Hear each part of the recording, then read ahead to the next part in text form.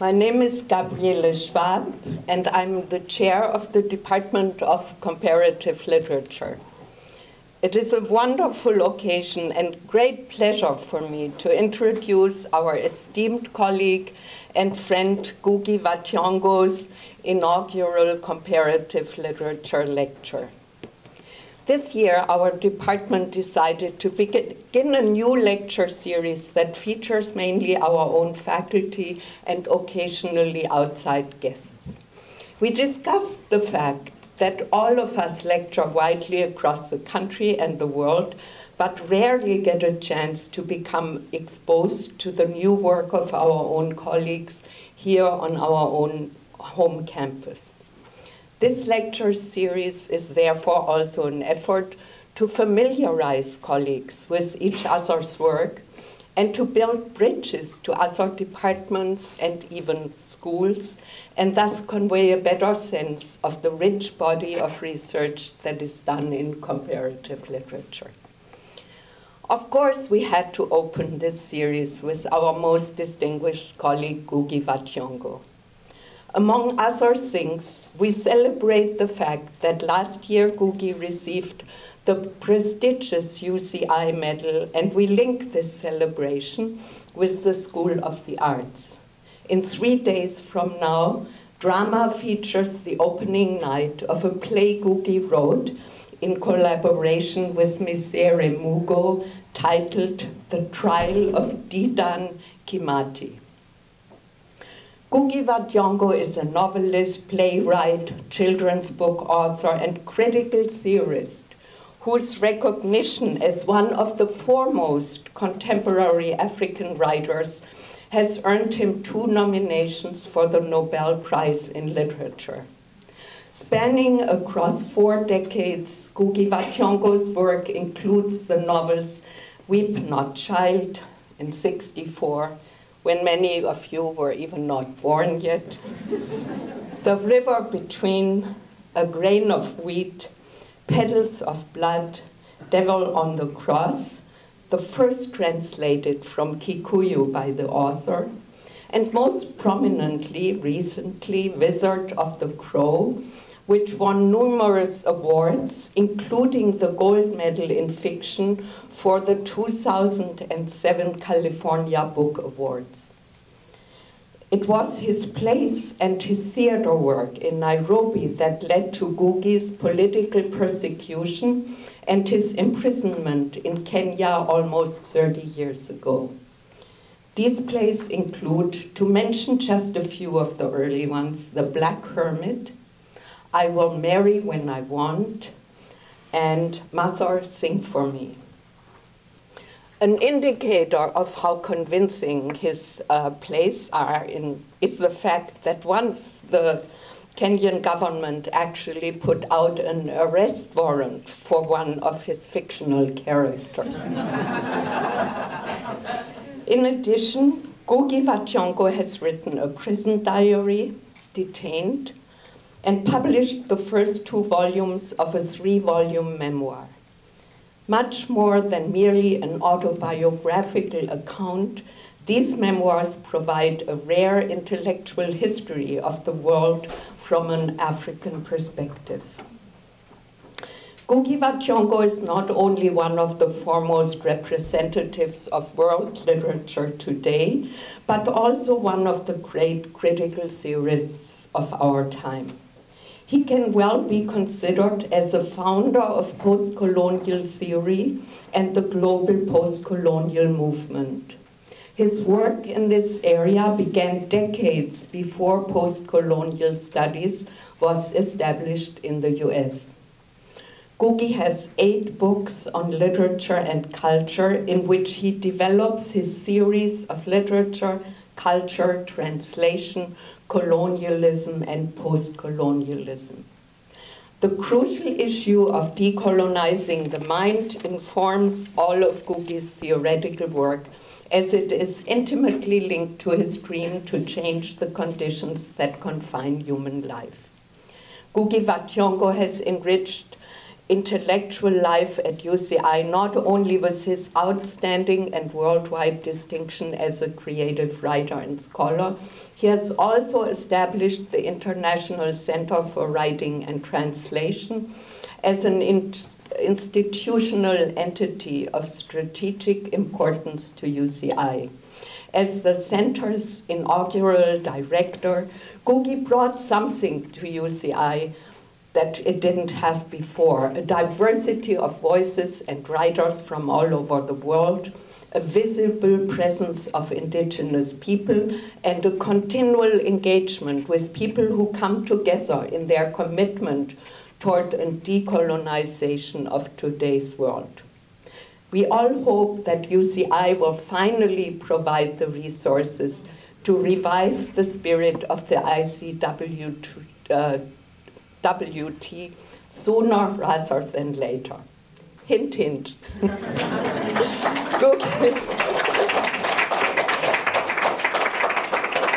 Couldn't resist this. Ngugi has also engaged with and enriched the debates in critical theory. And we also hope to get the resources for the CTI back. A few years ago, he delivered the prestigious Verlag lectures hosted by the Critical Theory Institute and subsequently published his book, Globalectics, in the Verlag lecture series at Columbia University Press, a series that has, during the past decades, published the most important theorists worldwide. Globalectics emphasizes the crucial intersections between literature and critical theory in the critique of colonialism and oppression, as well as the unbroken strength and urgency of critical theory today as a field that crosses disciplines as well as national boundaries. Today, Ngugi will deliver a new lecture in critical theory titled Metaphysical Empires, Language as a War Zone. Let us give a warm welcome to Ngugi wa Thiong'o.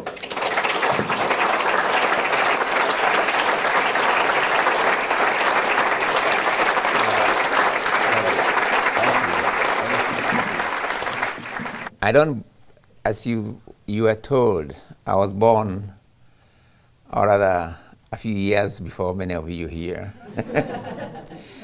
So I have not developed the ability to multitask. So I don't know how I'm going to hold this and read, but I'll try, yeah.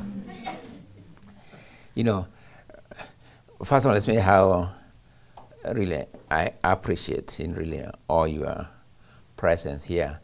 I remember when I came here 2002. Can you hear me? Okay. Yeah. 2002, my first public lecture or job talk, as it's called, was actually in this very hall. But so it's being here in this particular room brings back, you know, the memory. But when I came here, I didn't know that I would, of course, come across so much talent, both among my fellow colleagues in the faculty, among students, and in so many ways, apart from what my wife Jerry and I and our kids have been able to do, I have been learning a lot from my colleagues. And I'm in this very happy position that whenever I have to give lectures, I haunt all the offices of my colleagues, you know, to ask them questions, you know, references, test a few ideas, and so on. And I did the same in this lecture. And I want to start by thanking Laura O'Connor, she's here, yeah, and Beryl, both, you know, Joycean scholars. I haunted Beryl's offices. She was very kind to always come up with something that answered my problem. And Laura O'Connor, I had to apologize, but I've said this publicly. She once actually brought a lot of stuff to my house that I needed. It was very kind of you to do that. But because you did not actually know that I had a problem with my ligament. I couldn't walk properly. But she understood and brought me what I needed. I really, really, really appreciate as much I appreciate, the fact here in this hall we have the team who are doing the trial of Derek Mathey, And I want to just mention two people, although I have in mind all the others as well. First is Ketu Katrak, who has a way of working behind the scenes and making a whole thing move and so on. And it was her idea, and somehow or other she has managed without, almost invisibly, to get the whole campus behind the production. I don't know how she does it, but, but she does it. And of course we are lucky to have the actual director of the play here, J. Williams. Can they see you? So they're sure that, she's really doing a brilliant job of interpretation of the play. Even I, who has written the play along with Michelle Mogo, I become a little bit teary when I saw some of the performances. So I don't actually go to the rehearsals very often because I go back feeling a little bit teary in a nice way, So I'm sure you are in for a treat from Jay. Plus the fact that my co-author, Michelle Mogo, will also be here from Syracuse University. I think the first time that she will be in this part of the world, Okay, yeah. So what I want to do today really is to I'll not take my eyes off these pages, okay? All right? Because I want to just focus on the written word. I'm a writer after all, not a reader, a speaker, And so I want to thank finally, before I start, Gabe and the Department of Comparative Literature and the faculty there, and the English department faculty. I mean, really it's been a pleasure for me to be, a member of the... I think we can get the microphones. Oh, please, yeah. If you can make it work, that will help me. Hello? Yeah.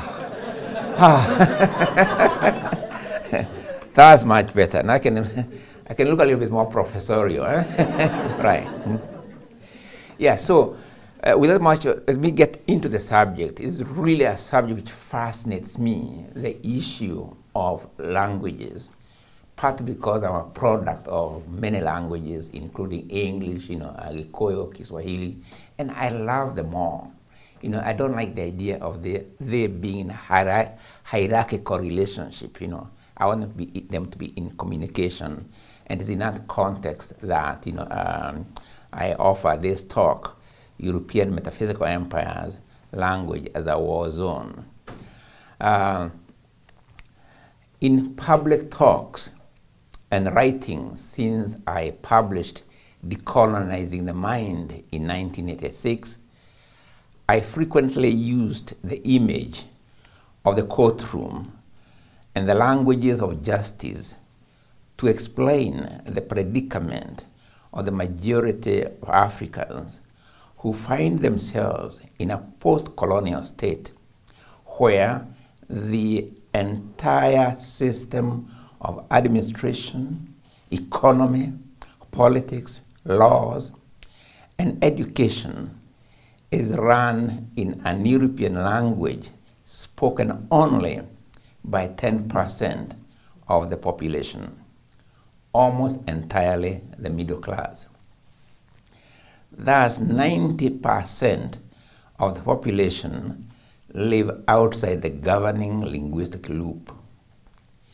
In the day-to-day, they operate outside it, but when And where they interact with it, they rely on trickle-down information through partial translation and interpretations. 4 years ago, one of my graduate students, Robert Carlson, who came across my usage of the image of the courtroom, asked me if I was aware that James Joyce had used a similar trope in relation to Ireland. My reading of Joyce had never gone beyond his book, A Portrait of the Artist as a Young Man, which by also I read as a young man. So I was really intrigued. He gave me reference to Joyce's article, Ireland at the Bar, first published in an Italian journal, Il Piccolo del Sera, on 6 September 1907. This article tells a story of 4 or 5 peasants, or Joyceans, from the village in Mamtrasana in the western province of Ireland, arrested and accused of murder of a woman. The accused, among them a 60-year-old, did not know English. The court resorted to the services of an interpreter, asked if he had seen the woman on the morning in question. The bewildered 60-year-old would go into lengthy explanations in Gaelic. The officious interpreter would reduce the entire explanation. He says, "No, Your Worship." Asked if he was in the vicinity, the old man would go through a similar lengthy explanation. The interpreter reduced it to, he says, "No, Your Worship." The man was sentenced to death, and according to Joyce, legend had it that even the hangman could not make himself understood by the victim, and angrily kicked the unhappy man in the head to force him into the noose. The case of the old man is seen by Joyce as a symbol of the Irish nation, hence the title Ireland at the Bar, in tones so different from the fictional Daedalus dismissal of Ireland as the old soul that swallows her furrow. But it could be describing a scene in any independent African nation today, where, as I said, the majority are similarly rendered linguistically deaf and mute by policies that have set European languages as the normative measure of worth in every aspect of national life. But James Joyce, the man who becomes a writer, the man who chooses English as a means of his imagination, is also expressive of another phenomenon prevailing in the world, what Dorian Nancy has called the phenomenon of ancestral language abandonment, which almost simultaneously goes with a total and even aggressive embrace of the one that replaced the ancestral by guile, guise, or gun. In reality, it is the case of one, the foreign, supplanting the other, the native, as the language of power. The Italian article shows clearly and unequivocally Joyce's awareness of the differential power relations between Gaelic and English. The angst brought about by the awareness is better expressed in Daedalus' thoughts during an encounter with the Dean of Studies, is a passage which is well known, if I quoted in most places in reference to Joyce. And this is, the language is stiff in the character, thinking loud. The language in which we are speaking is his before it is mine. Because the Dean of Studies is English, Jesuit, he, Stephen, is Irish. So the language in which we are speaking is his before it's mine. I cannot speak or write these words without unrest of spirit. His language, so familiar, so foreign, will always be, for me, an acquired speech. I have not made or accepted its words. My voice holds them at bay. My soul frets in the shadow of his language.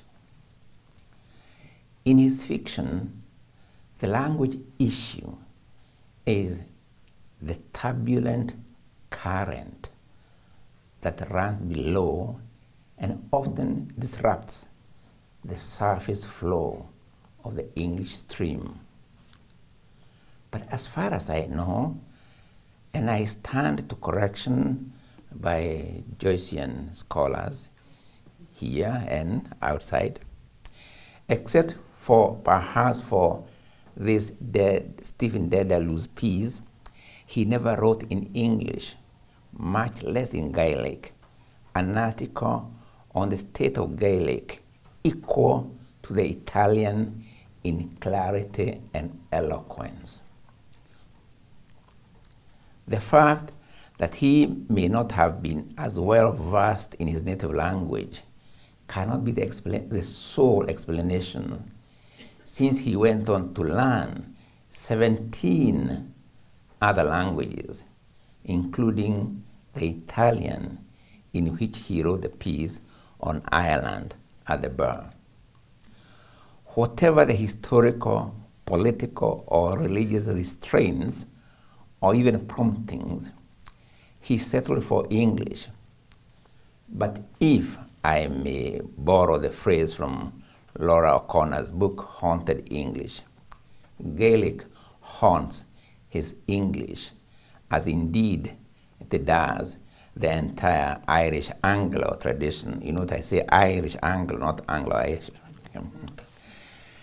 The sentiments Joyce expresses in relation to the language of his choice and that of abandonment could be found in the current language debates in the world, Africa in particular.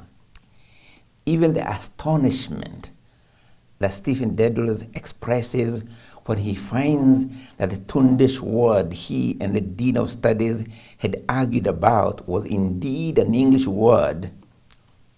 What did he come here to teach us? What did he come here to teach us, his own language or to learn from us? Is echoed almost word for word by a character in a novel by Non-Violet Bulawayo, We Need New Names, published last year. In both, the astonishment is born of a sudden realization that they know the language better than its owner, or they think so. In a sense, there's a Joyce in every writer in Africa, Asia, and the Americas who opts for European languages.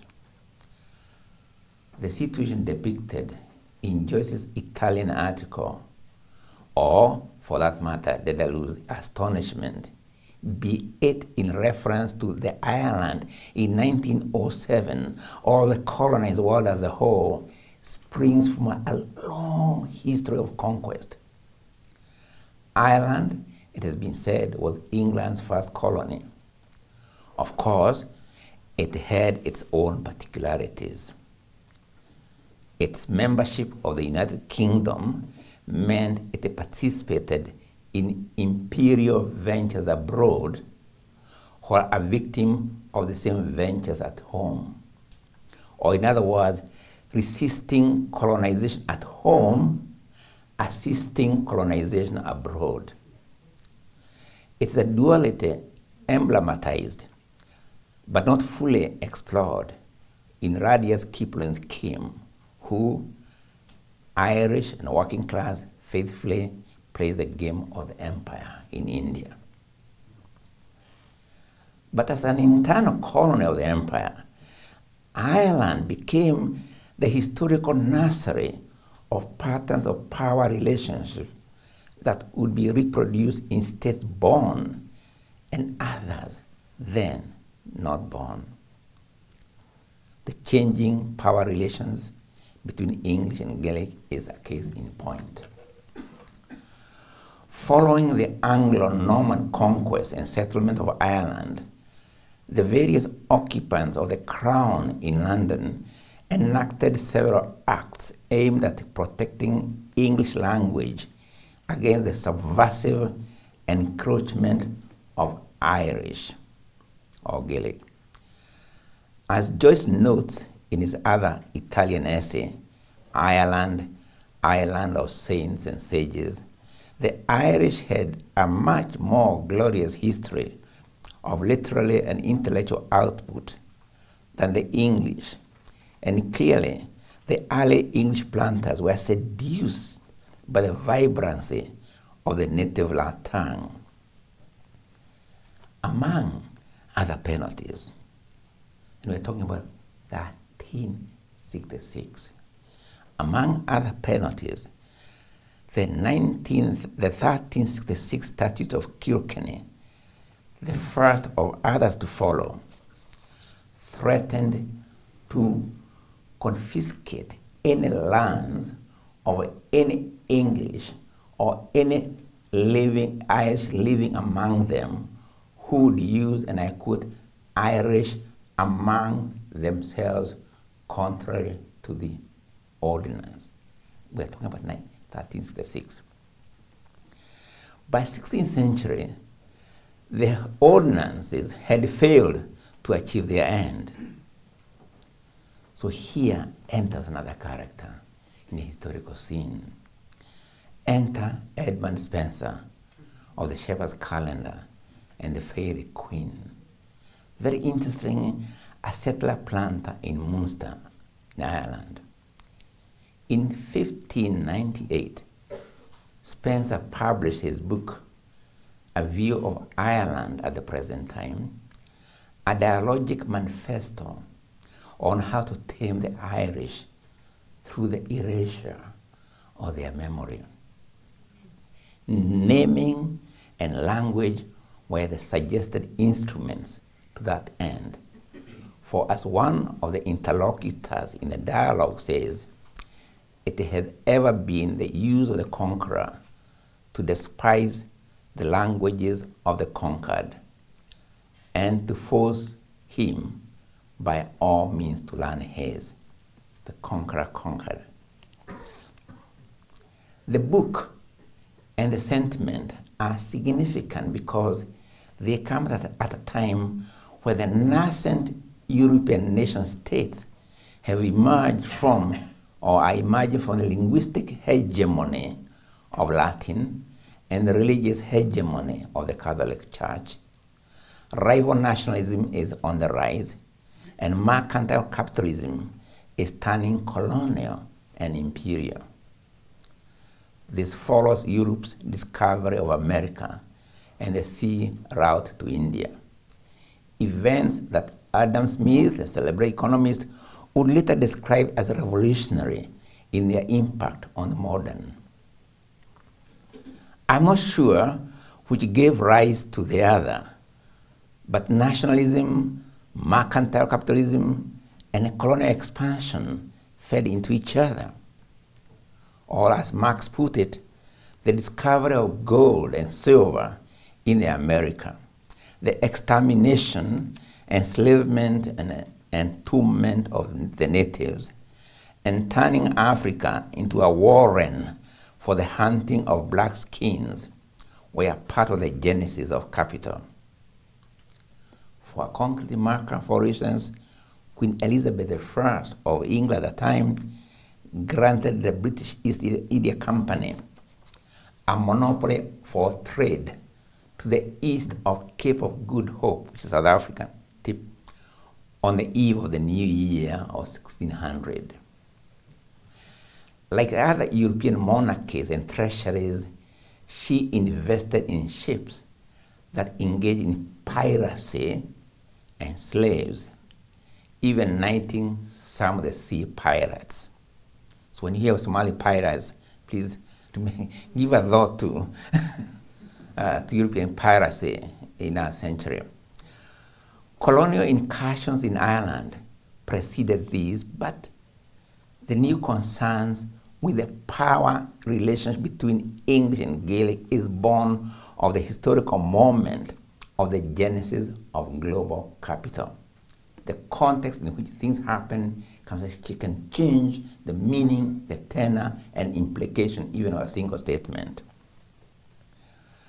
Walter Raleigh was Spencer's settler neighbor in Munster, and he would go on to found Virginia, the first truly English colony in the Americas. In the American slave plantations and the Caribbean, African languages, including the drums, will be burned. And by the way, in the tribe of Kilimanjaro, there are drums.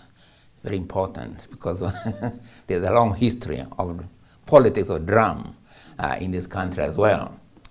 African languages, including the drums, will be banned. Some of those breaking the ban earning the news. Even before their arrival at the final plantation, language denial and substitution was an integral part of the physical and psychological conditioning in seasoning of the captives. The term seasoning, which was used to break conditioned slaves, itself is a loaded term suggestive of sowing or breaking fields, while also referencing the breaking the body and spirit of the slaves. It also carries a cannibalistic reference to making the body readier and tastier to eat. So all those elements are together. Though I have not come across evidence of the actual banning of African languages on the continent, the same negative attitudes to them were carried over to the colonial plantation after the 1884 Berlin Conference that divided Africa into European spheres of control and influence. Each of the colonizing nations put their languages at the center of their imperial universe. The question of language relationship is essentially one of power, not race or religion, although it may appear as such in its historical manifestation. An example is, in 1910, Imperial Japan annexed Korea. When in 1910, Imperial Japan annexed Korea, she made Koreans take on Japanese names and languages. In all such cases, language was meant to do to the mind what the sword had done to the body, or rather complete what the sword had started. As Archbishop Loftus wrote to Berkeley in 1590, the sword alone without the word is insufficient. But unless they be forced, they will not come to hear the word preached. This could refer to language in general. You see, if you examine the word is also in the sword, and it's also in the world, okay? Yeah. The word is in the sword and the world.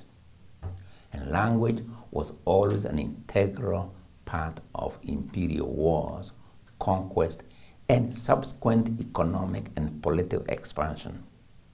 Shakespeare, our Shakespeare, had dramatized this in The Tempest whereas prosperous language is both a means and also evidence of his conquest of Caliban's island. An article that my son Mukoma drew my attention to by Adam R. Beach, B-E-A-C-H, has argued that even the 18th century struggles for the standardization of English had a national and imperial intent. A standardized English would become the building block, and I quote, of a metaphysical empire, an empire of language and literature that would outlive the actual British physical empire. Was this a fantasy? It was actually put into practical language politics in 19th century India, when in a famous Menace on Indian Education in 1934, Macaulay advocated English as a medium of education in order to create a class of people, Indian in blood and color, but otherwise English in mentality and everything else. He did not mask this, he said so. Remember Macaulay, like John Stuart Mill, you know him in other areas, I'm sure, was an employee of a corporation that owned and ruled the country. He, Macaulay, was also chair of the Law Commission, which drafted the Indian Penal Code. And the Indian Penal Code was later exported to all the other British colonies. Corporate rule was replaced by direct colonial rule, as instead of the company, the state now taking over. Corporate rule was replaced by direct colonial rule sooner after the minutes. But the language policy and intent remained. Exported like his penal code to other British colonial enclaves in varying forms of the same. The French and the Portuguese called their version of the Macaulayan process assimilation. And language was a key factor in assimilation. But remember, my friend, that neither the French, nor the Portuguese, nor the British went through these exercises for the aesthetic of assimilation. They were not saying, oh, how beautiful it is to assimilate. Right? So, yeah, it's, as Macaulay put it bluntly, it was to create linguistically westernized middlemen who would automatically carry out the intent of the ruler to the masses of the ruled. So along with the economic and political empires, Europe simultaneously and consciously created empires of the mind through language ideologies and practices. In his book titled Empires of the Word, A Language History of the World in 2006, Nicholas Osler shows how conquest, commerce, and culture were central in the rise and fall of languages, communities in history. This is true largely, but the empires founded on capital, the sword, and the colony are on a scale altogether different than the previous pre-capitalist empires. The question is this: has the metaphysical outlived the physical as envisioned by the advocates of the language spread? The question, of course, assumes that the physical empires have gone entirely, a claim not fully borne out by close scrutiny. Let me argue my point.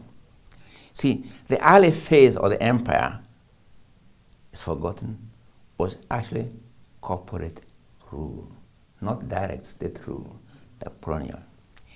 India was under effective chartered corporate power of the East India Company from 1757 to 1858, and under direct colonial rule from 1858 to 1948.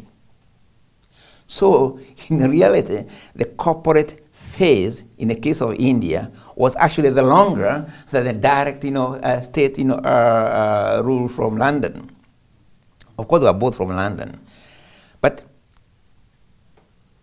the corporate phase of the empire remains, though not in the old way.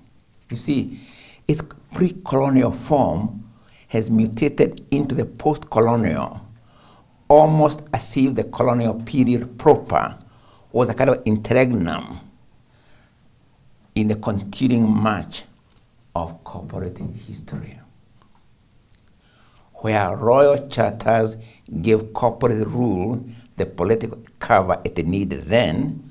Today, privatization gives corporate rule the political and ideological cover it needs, both backed by actual or threats of war to protect our legitimate interests. There is a difference, though. The first corporate rule was mercantile. Today, it is finance. The mercantile and the financial phases of capital share certain things in common, actually. For instance, the mobility is one of their characteristics. Only that the mobility of the one was snail-like, depending on ships and kind of aqua space, using aqua as water in French, aqua space. The mobility of the latter is swifter than light, thanks to the internet and cyberspace.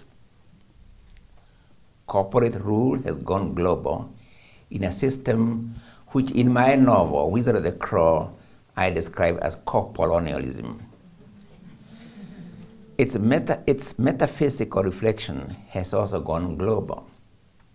But to remember that naked material interests are the solid ground on which the metaphysical rests. Even today, the linguistically current tends to follow the dominant currency, be it the pound, the dollar, the yen, or Mandarin. Today, as we speak, Confucius schools to teach Mandarin are mushrooming all over Africa. The success here too, the success of the metaphysical empire can be seen in the very defenders of the dominance of European language over those of areas and regions outside Europe. The defense does not necessarily come from its exporters, those who imposed it in the first place, but rather from the importers. In Africa today, the defenders are African intellectuals and policymakers. Some of them literally act as if it is English and European languages whose existence is being threatened by African languages. So they erect policy and financial barricades to shield European languages against contamination by African ones. Now, it is a fact that African languages are still in everyday use. What therefore seems to horrify these intellectuals, the policymakers, and the international financial backers behind them is a call for vigorous literary reflection of that reality. Availability of more information, more knowledge, more skills in those languages, otherwise in daily oral use, will break the nation. But the concentration of the same in English or French will somehow cement the nation, what do we get? The result is pamper European languages, pauperize African languages. Europe gave Africa the resources of their accents. Africa gave Europe access to the resources of the continent. Africa still leaves out the consequences of the exchange of access for accents. Thus, the entire African language-speaking majorities are taxed directly or indirectly, so that 90% of the resources available for language education can go to English, French, or Portuguese. And in some countries, though the entire population is taxed, African languages have been unceremoniously axed out of the curriculum. The disregard for African languages and the continent has reached a level where organizations in and outside Africa can proudly offer prizes for the promotion of African literature on condition that those involved do not write in an African language. If you flip the coin and talk about English literature in easy Zulu, applauding and rewarding English writers for writing in easy Zulu only, you are likely to elicit laughter, a giggle at least. What is troubling is not their embrace of English and French per se. After all, knowledge of languages is a noble thing. In my view, monolingualism has no place in a global world. But the problem is they are assigning a messianic role to European languages. Even where there's some sort of, lip service to African languages, like teaching them the first 2 years in school, African languages are seen as a lower rung on the ladder to a European heaven. So you step on it. To go to, in the case of English, you go to English heaven. Heaven is actually divided into. there's a francophone zone in heaven, by the way. There's also a Portuguese zone, and so on. So we have to find our place in those one of those zones. Okay, so lower rung on the ladder to an European heaven. This is not new or unique to Africa. The defenders of European languages and arguments in favor of their dominance come from the intellectuals of the colonist periphery as a whole, not just Africa. In the case of English, this phenomenon first manifested itself in England's northern neighbor, Scotland. The eminent intellectuals of the Scottish Enlightenment, Hume, Smith, et al., waxed ecstatic about the standardization of English and its virtues for national formation and even imperial export. You remember another character? His name is Boswell. You remember him? Yeah. Boswell, the Scot, who wrote the life of Samuel Johnson, the English author of a dictionary of the English language, was smitten with the genius of his subject and assiduously cultivated his company. But the conservative genius, that is Johnson, who harbored anti-Scottish sentiments, must have been put off by his fans' Scottish accent and interference in the standard accent. Almost like a payback, I don't know whether payback or sort of reproducing the same. Boswell in turn defended slavery. Even among the Irish, the greatest defenders of the language were latter-day Irish intellectuals. Joyce had to bear the mask of Italian to raise the language issue as a metaphor of the Irish nation. Yet, responding to the call for Gaelic revival, the de-Anglicization of Ireland, champion of the Gaelic League, Douglas Hyde et al., said that they should not look to the snows of yesteryear. In other words, longing for Gaelic is like, longing to get, yesterday's snow. I know what happens to snow when it falls. That English could be imbued with the spirit of the Gaelic, such as to make it Irish. This actually, the position that Joyce's hero, Stephen Dedalus, arrives at the end of a portrait of the artist, of an artist as a young man. That is, he enters in his diary to use the language of adoption to forge in the smithy of my soul the uncreated conscience of my race. Now, very interesting. I've heard the same in the case of Africa from some intellectuals and policymakers. Some of us, including myself, even think we are subverting English or French by smuggling African words into them. And it was a very interesting game, look a few African words here and there. Huh? Now, of course, there's nothing wrong in wanting to take English or any other language as one's own. And by the way, there's no correlation between origins in a particular nativity and originality in creativity.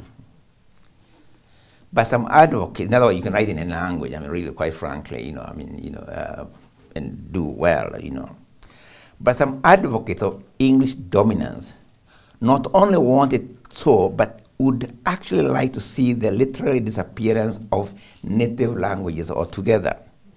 For English to be, other languages must cease to be. The explanation of this desire is what really fascinates me, is really what is behind this. There's something illogical about it when you come to think of it. So what is the explanation of this desire? Death wish for one's own language and the simultaneous categorical embrace of the dominant other has surely to go beyond the uses or not of the languages in question.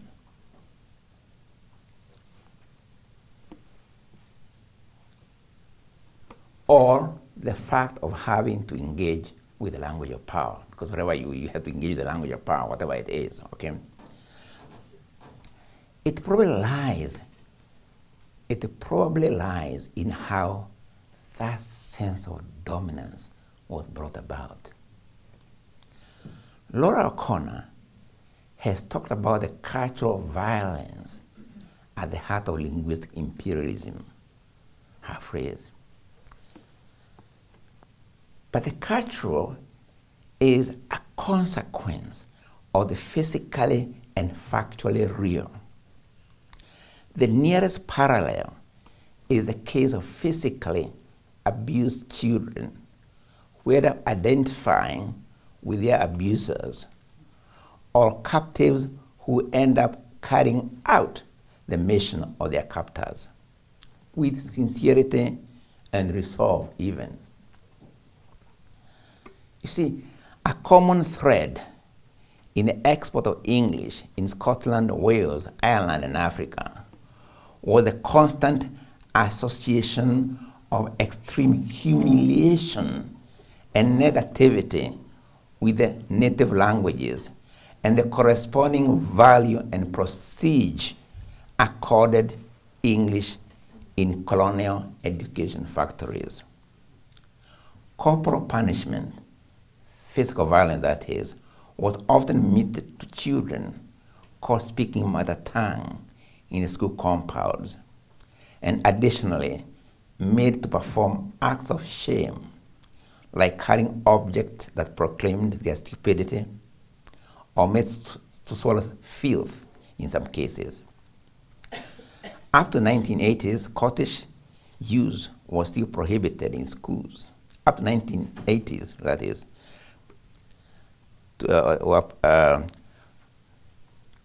Could be given corporal punishment for speaking their own languages.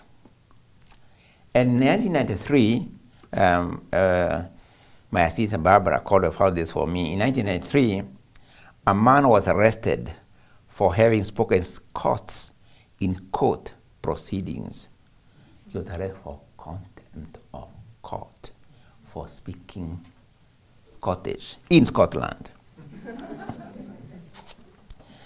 In Africa, this criminalizing African languages goes on daily with the consent of parents. It's not a case of teacher doing it. You go home and complain that the teacher beat you for speaking an African language in compound, your parents are like to give you more beatings.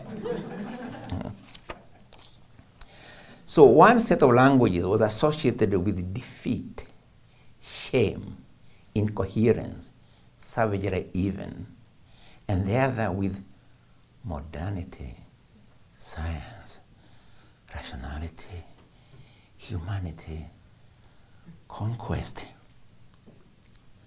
No wonder people would want to bask in the sunshine of the language of glory and victory and escape from those of shame and defeat.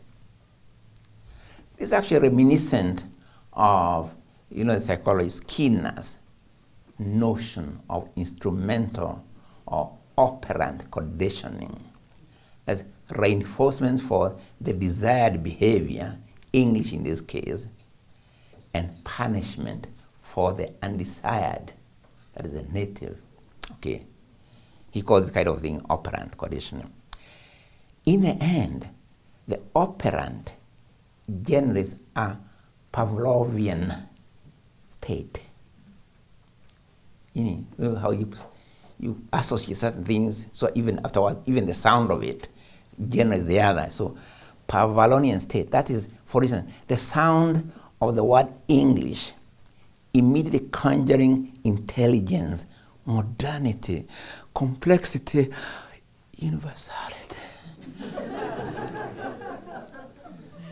Making the brain salivate with desire. And the sound of the undesired with the opposite. Simplicity, naivety, emotions too much, backwardness, underdevelopment, making the brain dry up. Or you might coin a word, making the brain disalivate at the prospect of use. Let me now give you a fictional example. Two candidates go for an interview at an African university. One touts his knowledge of French, Italian, German, and just drop. Oh, wow. The other comes along, touts his knowledge of isiZulu, Yoruba, Amharic, and people glance at each other, puzzled. But why? What's wrong with him? But the operant and the Pavlovian condition might also give rise to the cryptonomic state of Abraham's and Torok, where trauma can be hidden in a kind of crypt. Uprooting a people from a language of a given culture and immersing them in the language of another under conditions of physical and mental violence, as in the seasoning of slaves, is trauma, but which becomes hidden in the fluency of the victorious and spontaneously in the amnesia of the other, and then passed on. My colleague Gabi Schwab has developed this thesis in terms of haunted legacies that she applies to other policies as well. Traumas that are passed on intergenerationally. A language of power, so inherited, can feel so normal that one does not even think twice about why or how he can use it. I want to give you an example here because I'm talking as if other people have, I'm not implicated. Just now we are doing a very, very important play, The Traveler in Kimathi. Kimathi was a very important figure in the anti-colonial struggles in Kenya. He led the Mau Mau armed struggle under very adverse conditions of propaganda. It's only now that the truth is coming out as what the British colonial state did to Kenyans and so on, But this guy, he organized the mountain, the fought under very difficult circumstances. They used to make their own guns and so on, under circumstances of being on the run, so to speak. Now, as far as I know, although he knew a bit of English, he did not actually he was organizing in English. He was not speaking English to his followers and so on. They were organizing in Kiswahili, in Ikoyo, or whatever was the language spoken by his followers. But when Michelle and I came to write, without thinking about it, with the play, the Traveler came out to celebrate, we wrote it in English. It was automatic because we never, I can't remember, she can confirm when she comes the week, I can't remember us debating as to what language to actually use in celebrating this particular hero of our struggle. So when I talk, I don't want to talk as if I'm not implicated in the practice, by the way. So a language of power, so inherited, can feel so normal that one does not even think twice about why or how he or she came to be using it. Equally, one can react against the abused language negatively without even realizing why. Always come up with really literally absurd rationalizations. All these processes can impact language acquisition in such a way as to normalize the abnormal. For instance, the current middle class in Africa talks and behaves as if its own needs, its shopping habits, its goals, however self-serving, servile, and ultimately suicidal, are identical with the goals of the nation. So when they talk about the national and official languages, they mean the languages spoken and understood by the schooled middle class. For them, the language inheritance from Europe is doubly advantageous. It unites the nation, and by nation they mean the top 10% in each of the linguistic communities. And it also links them to global culture and lifestyle that is a share in a globalized world. A major objection against African languages is based not only on the fear it will disunite the nation, but that it will hamper participation in this globalized world. English and European languages give them a seat at that global table. African languages deny them a seat in the global table, or else tarnish the seat. If it had been left in the hands and minds of some of the policymakers or the formerly colonized, African languages would be locked up in that Abraham Trokian crypt, never to be opened. They desire nothing less than a complete rupture with the past. Now, note that immigrants from a situation of pain tend to also force similar rupture for their children. They don't, even though they might be speaking in sort of the mother tongue where they come from, but even they don't want their children to, they want them to assimilate very quickly, even if whatever, because they don't, but that memory of pain. There can also be, ironically, a kind of nationalistic or even nostalgic reaction to the loss of the native. That is, you can also use it as a kind of archive, and it's very nice, very comforting. Use a kind of archive, an antiquity, from which to draw enough to carve one's place in a linguistic empire. The native becomes an archaeological site from which to mine antiques, to decorate or give clues to the present. And ironically, Edmund Spencer, Matthew Arnold, he those lectures on Celtic literature, William Yeats, James Joyce, are really, broadly speaking, united in this view. They saw or see Celtic and so on as such an archaeological site for the study of antiquity, or from which to draw things, for their literary enterprise. Dead languages are not without use. Many African writers and intellectuals have the same view. Cannibalize African languages to carve an identity in the English universal modern. Africa, the biggest continent in the world, bigger than North America, Europe, and China combined, is the most impacted by European metaphysical empire, even seeing its identity in terms of Europhonity. So here, Anglophone, Francophone, Lusophone, Spanophone. Too many phonies in one continent.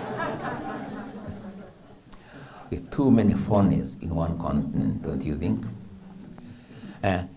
Fortunately for the world, for human rights, marginalized languages are asserting their right to be. In Africa, African languages have been kept vibrant by the peasantry through orality, orature, music, and dance, but also in writing, a tradition that once gave us the Izulu and Xhosa novel in South Africa, really the founding text of modern African literature, as opposed to the Europhone African literature, but one that continues with the rich literature in Hausa, Amharic, and Kiswahili. African translators are coming together, exchanging views, and working together.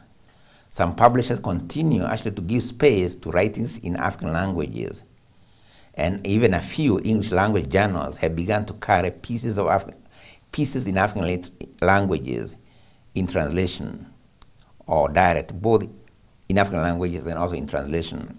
For instance, the current issue of the Journal of African Cultural Studies has 2 essays in Yoruba and Gikuyu. Well, one of it, Gikuyu, by this speaker.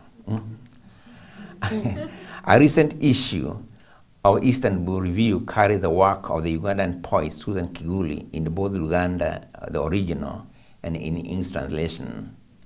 And the next issue, I thought I would bring a copy, but they didn't send it to me in time, of the Hawaiian Poetry Review is carrying part of my long poem in Gikuyu with English translation. And it's a long poem, and it's an epic poem in praise of my wife's garden at Irvine. So be on the lookout.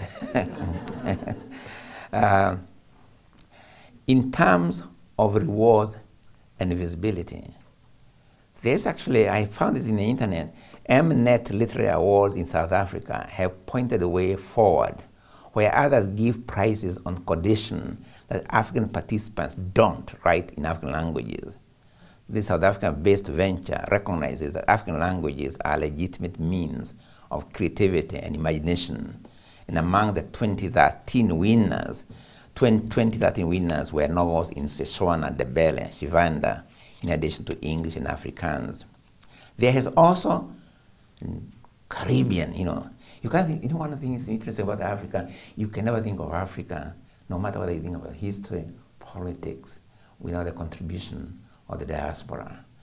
They always have a way of coming with an idea, somehow or other, that later becomes very, very important for Africa, including, or the continent, including the very concept of Pan-African itself, which was born this side of the continent.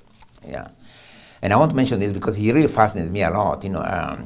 His name is Chike Jeffers, a Caribbean-Canadian intellectual who has put together a book of original essays on philosophy in 7 different African languages, including Wolof, Yoruba, Amharic, Gikuyu, and Luo, with English translations. The book is actually published by SUNY University Press under the title Listening to Ourselves. Rightfully, the publisher have hailed the book as groundbreaking contribution to philosophy. That's you have to read for yourself and find out. But the fact for me is the fact that it's written in African languages is what is primary, in fact, very, very important. In my foreword to the book, I commended him for laying to rest the question as to whether written modern philosophy is possible in African languages. So a Caribbean intellectual, somewhere in Canada, doing what should be the everyday in Africa. But anyway, the internet is also helping with the many sites devoted to languages that used to have limited spaces for their visibility. The biggest resistance to the empire is that which is mounted by a national movement, including those for language revival and revitalization all over the world. I think Laura Connor knows more about that. It happened in Kenya during the anti-colonial struggle, only for us to lose the fervor after independence. Tanzania and Nyerere gave Kiswahili a national home. And last year, and I'd like to share this, I was dying, and all this was to share this with you actually. Because last year, I was in Dar es Salaam for my 9th honorary doctorate. And something amazing really happened. I've always wanted to give an academic lecture in Kiswahili, but I've never gathered the courage to do so. But they had asked me to give a public lecture prior to the actual award ceremony, and I felt I could not do it in English. But let me do a little confession. I cheated a little bit. I wrote the lecture in English, and then Ablatif Abdallah, the leading modern Kiswahili poet, translated it for me. But I read it, and it was amazing. A 1,000 strong audience listened for 1 whole hour, and then waited for another half an hour as I fielded questions. And I'm very proud of this myself, if you are not, because I did everything in Kiswahili. And I did the same thing for my acceptance speech. And it was as well, because the entire degree ceremony was in Kiswahili. And it was the first time in my life to be present at a university ceremony where everything was conducted in an African language. It's totally amazing. I just could not believe that was happening, and that it had not happened before. But you'll be glad to know that my efforts at speaking in Kiswahili were really tremendously appreciated, and it was really the talk of the media, all over. Okay. The language movement in Ireland, the de-Anglicization that Laura O'Connor so eloquently theorized in her book Haunted English, is another example. This is different, or rather it's not to be confused with smuggling words into the language of the empire, a la Joyce and many African writers, have so many words in. This practice, interesting, innovative, and enriching as it is, merely enriches and enlarges the reach of the metaphysical empires. And there's nothing wrong with it, but don't confuse it with doing something for the language from which you are borrowing those words. You're actually enriching the capacity of the language into which you are bringing those words. So, and it also should be distinguished from the situation, say, as that of the Caribbean and Afro-American cases, where a people, having been forcibly incorporated into the metaphysical empires of the dominant, now carve a linguistic sphere for themselves and often create essentially new language. That's a different thing. You are forced into it, you are into it now. What do you do? Then you carve a new reality within that. That's a very different thing than the other. I'm talking of a place of where some kind of choice still exists.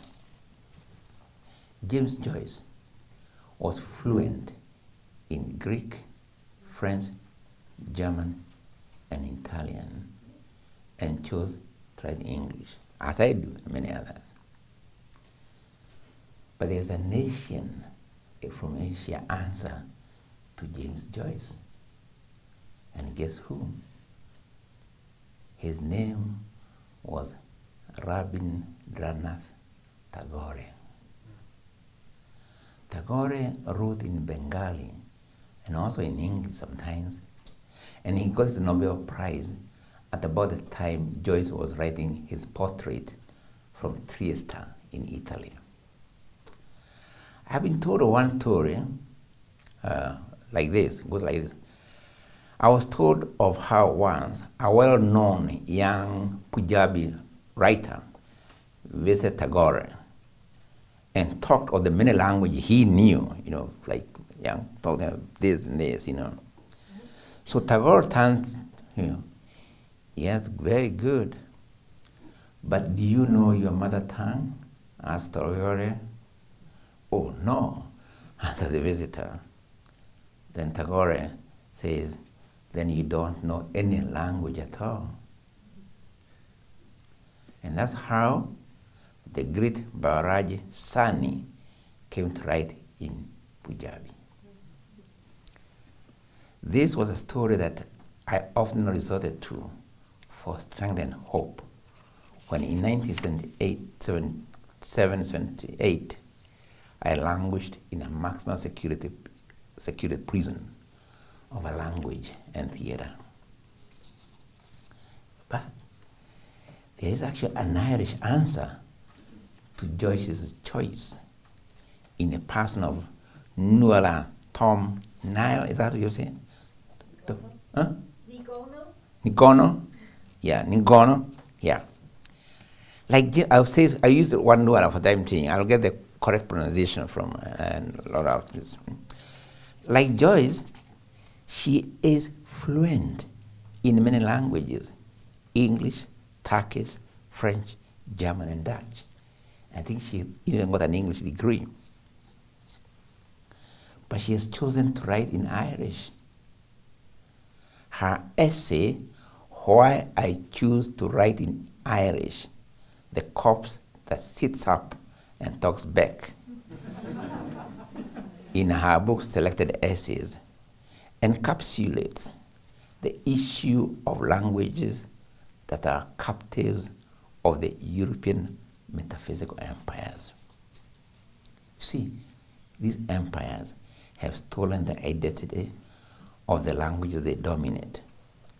Note, for instance, today, how African literature has come to mean not that which is written in African languages, but that which is written in the languages of the empire. That's what we call African literature today, okay?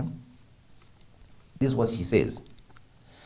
By an antiquarian sleight of hand, it is implied that Irish writers in English are now the natural heirs to a millennium and a half of writings in Irish. The subtext of this documentary is that Irish is dead.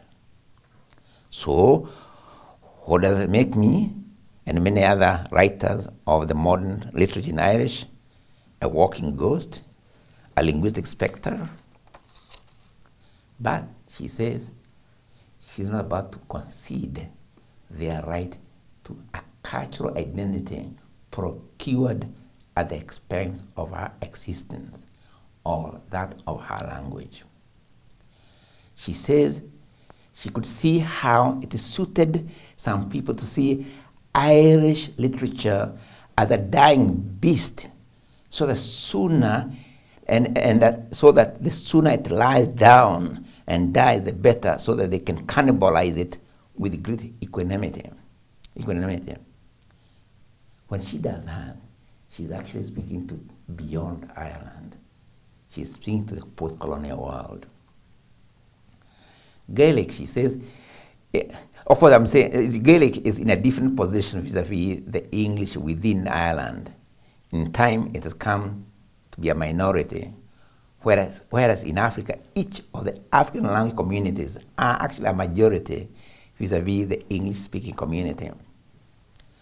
But the valiant mix of the Davidian to Goliathian, or the messianic mosaic tone of her poem, Pharaoh's Daughter, in which she sees her efforts in Gaelic as the Moses baby, hoping for Pharaoh's daughter to find it, speaks to the struggles of many marginalized languages. And by the way, it's a really, very, very beautiful poem, apart from anything else, you know. And you can find in her book, the one I referred to, her essays. I may say, not without pride, that Nuala was a great supporter of our modest efforts at the International Center for Writing and Translation, where she was our guest at one time. From UCI, the message of ICWT that culture contact and languages is the oxygen of civilization reached and touched writers or projects in Tibet, Hyderabad, Maori, Iceland, Samoa, Fiji, Ghana, Kenya, Angola, Mozambique, Martinique, and the Samis of northern Scandinavia. This was a kind of reach in a very modest way from here, okay? We want to give you one example. I was in Hawaii recently, a conference attended by Pacific intellectuals. Among them was one writer for the French-speaking Tahiti. She was complaining about their isolation and the need for more contact between English-speaking side and the French-speaking through translations. She read from her novel, the first novel by a native Tahitian, and the first to be published in English. The writer is Chantal Spitz, S-P-I-T-Z, and the title of her book is called Island of Shattered Dreams. It is translated by Jean Anderson and published in the site 2007. Guess what? The translation was supported by ICWT. Okay. A fact duly acknowledged in the novel. When she learned of my connection with the ICWT, she thanked me almost tearfully, and I was too embarrassed to tell her that the center was in coma. I focus on ICWT because if a 5-year program at a single campus can reach the globe and initiate conversation, much more can be done with the concerted efforts from national and regional centers. It still saddens me that the ICWT went into a coma, but I understand from our new dean that he's about to come roaring back. So that's great. But I'm also glad that the little that it was able to do continues to be cited all over the world. And I believe that its vision is still very relevant.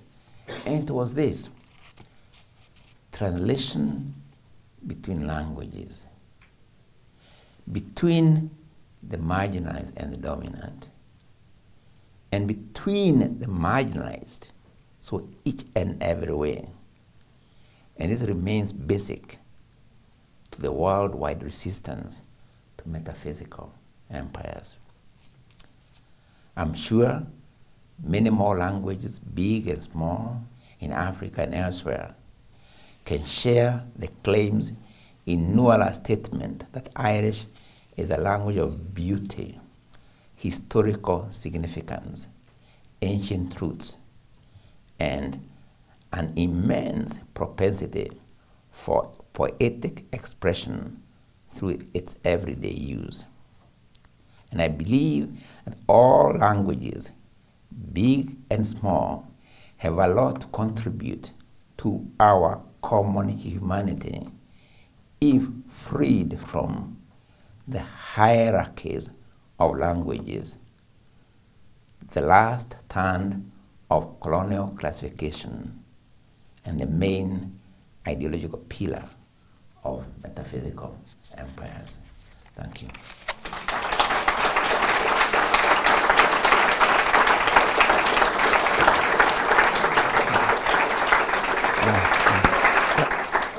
Before we have a reception right next door, we have time for some questions.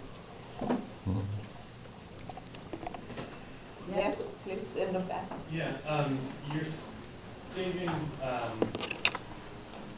something of a conflict between a majority, these European-dominant languages and these minority languages. And it seems like, I missed the very beginning of your talk, so maybe you already addressed this, but it seems like the languages that you're talking about as being minority languages still benefit from having some sort of a community of speakers. The African languages that you bring up, for instance, are still spoken, just not in public spaces. And I wonder what you think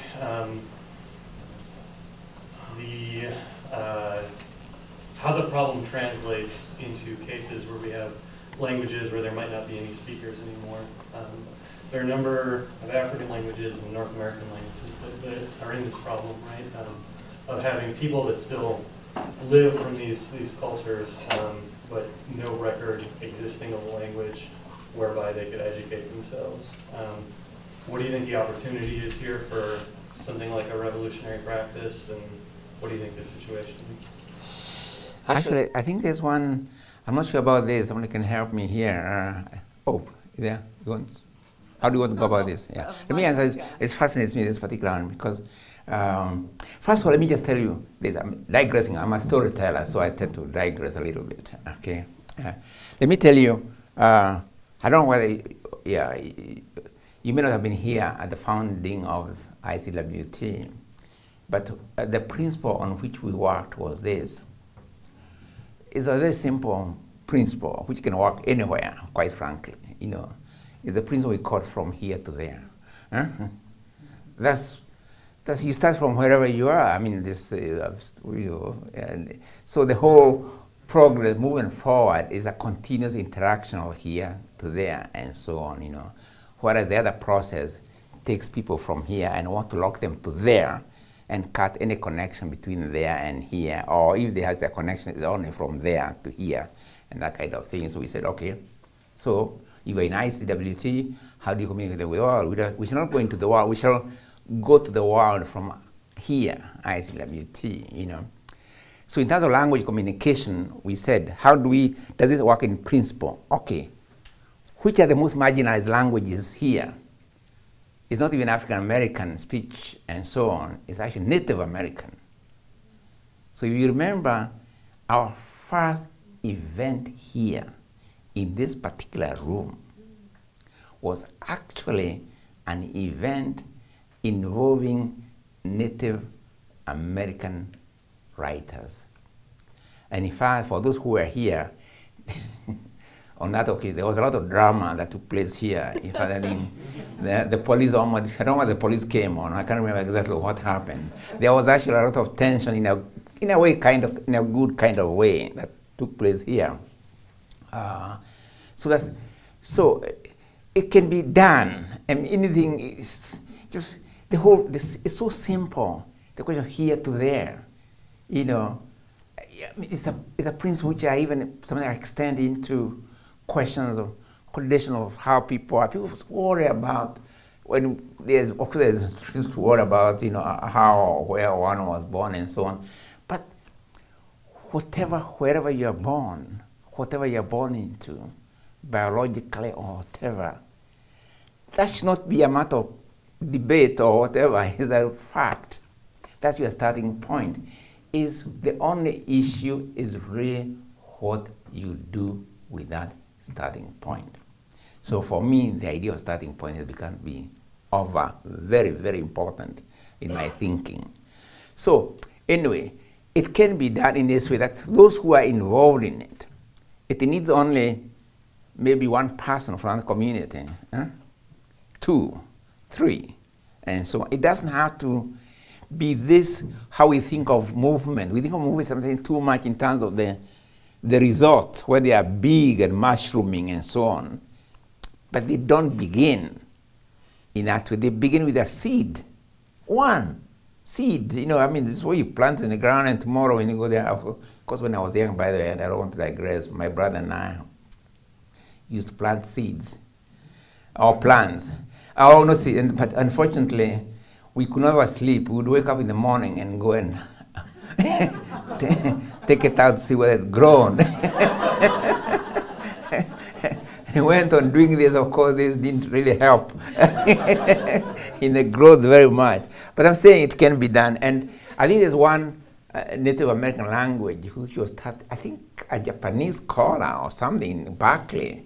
You know, I don't remember, you know, I think he was in Berkeley when he did a lot of work in this particular, you know, Native American language, and actually not only revived it, but actually created a literal text for it. It can be done. Yeah. Mm-hmm. I can't resist adding one little detail that Ngugi didn't mention about this first event and the drama that happened there, because Ngugi broke the tension by using the language of the drum. He had a big drum here right next to the podium. I was monitoring the session. I was in utter despair about the outbreak that we were kind of undermining European languages. So that's what it was about. And at the height of tension, Ngugi walked up and hit on the drum a few times, and the whole room was silent, and the language was broken. Magic. The tension was broken. Yeah, there's Nima and then Karim. Nima, you are. So, I mean, this is more as an aside, but you did touch upon it. I think on the issue of like politics of languages, I was thinking like how, I mean, also related how like every day many languages and like people are like dying off at a level, and how far does the idea of like nation, like within the nation state, the idea of like resistance to language holds sway, wherein nation building projects itself in territories where there are more than like one language existing may like undermine other languages. I was thinking like how what you talked about can be explicitated. I mean, if I make it more concrete, like the question of India, and of course, like at a level, like it touches upon what you said, because the territory that we understand as India is of course like creation of colonial power, but at the same time, it's 100 countries in one. And when one talks about like an Indian language, and that itself is being imposed in like many others.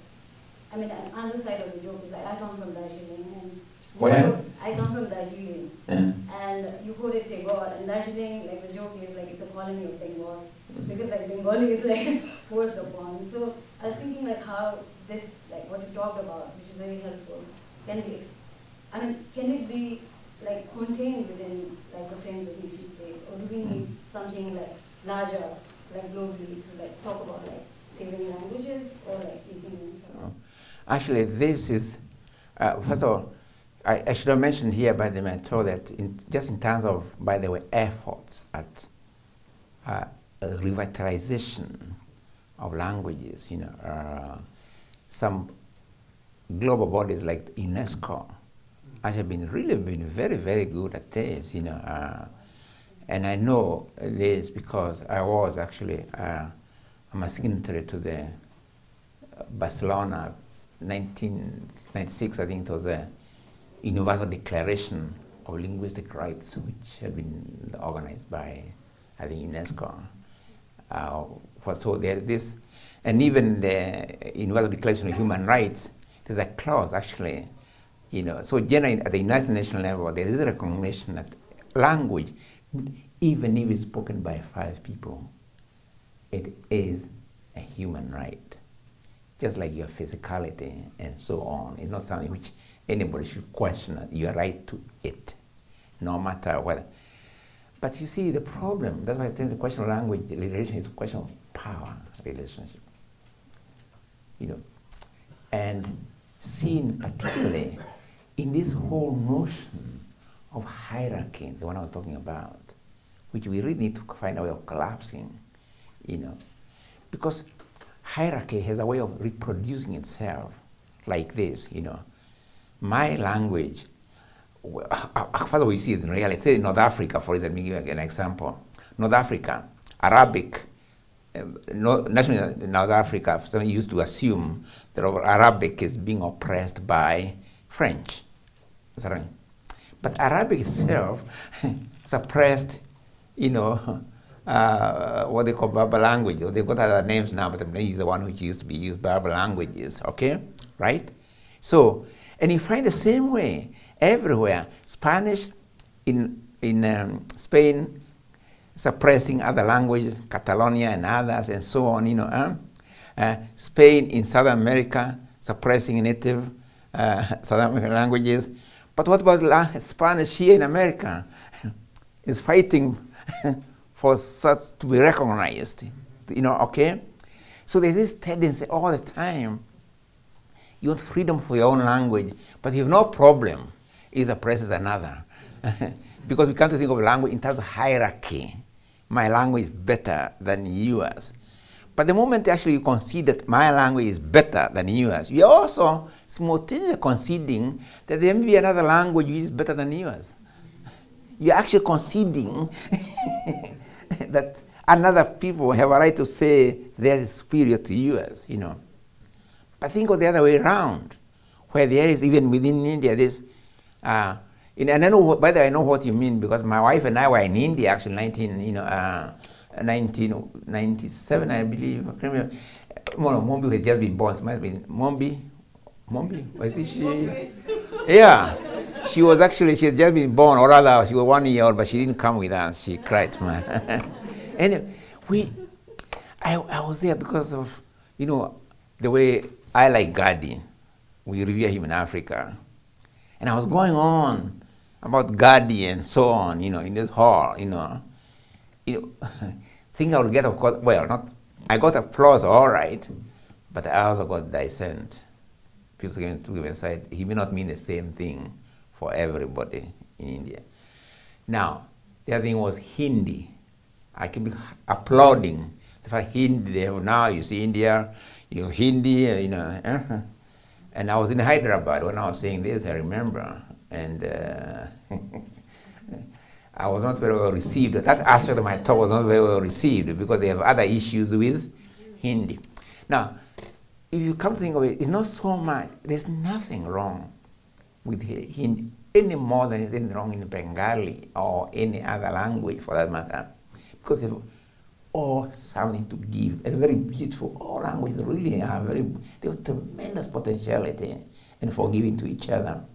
But it's the hierarchy, it's the power relationship of hierarchy.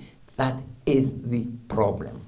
Nothing to do with any of the languages, whether it's spoken by 5 people or 10 people. Another way of looking at those languages would be more them giving more to each other, okay, but if they are in a sense of hierarchical structure, even viewing, that already undermines their capacity to really give to each other in a way, yeah. But I think it more in relation to nation state. Like if we posit resistance or like survival of languages within, like saying, like as countries, then in some ways it undermines these other dynamics, because it's not only a question of hierarchy in terms of people thinking about it, but it's a hierarchy where powers are very clear, like state imposition of one language on like other people, and I think that's where can be extended.